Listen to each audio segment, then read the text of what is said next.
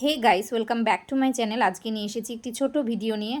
তোমরা বুঝতেই পারছো থাম্বনেল দেখে আমি কোন ভিডিও নিয়ে তোমাদের সাথে আলোচনা করব। শ্রাবণ মাসের আরেকটি সোমবার রয়েছে, সেটি হচ্ছে শ্রাবণ মাসের চতুর্থ সোমবার। এই চতুর্থ সোমবারে কোন কোন নিয়মগুলো পালন করলে বাবা ভোলেনাথ সকলের প্রতি সন্তুষ্ট হবে, সেই নিয়মগুলো নিয়ে আজকে আলোচনা করব। তাহলে প্রথমেই বলি, 1 নাম্বার, শ্রাবণ মাসে ব্রত করার সময় ঠাকুরঘর যেন অবশ্যই পরিষ্কার পরিচ্ছন্ন থাকে। পুজোর সময় ঘর অন্ধকার করে রাখবেন না। দ্বিতীয়ত, অনেকেই সারাদিন উপবাস থেকে সন্ধ্যাবেলায় শিব পুজো করে, কিন্তু শ্রাবণ মাসের সোমবারের শিব পুজো সকালবেলায় করে নেওয়াই ভালো। তৃতীয়ত, অনেকেই উপবাস করার পর খাবার খায়, আর এই খাবারের তালিকায় অবশ্যই আলু, লাউ, কুমড়ো রাখুন। চতুর্থত, পারলে এই দিন সবার সাথে সৎ আচরণ করুন।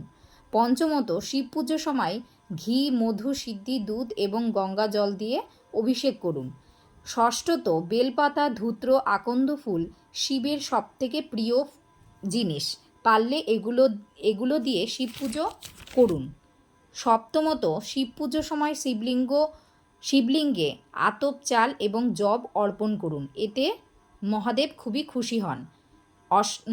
অষ্টম সেটা হচ্ছে শ্রাবণ মাসে শিব পুজোর আগে সূর্যদেবকে জল অর্পণ করুন, এতে খুবই শুভ ফল দেয়।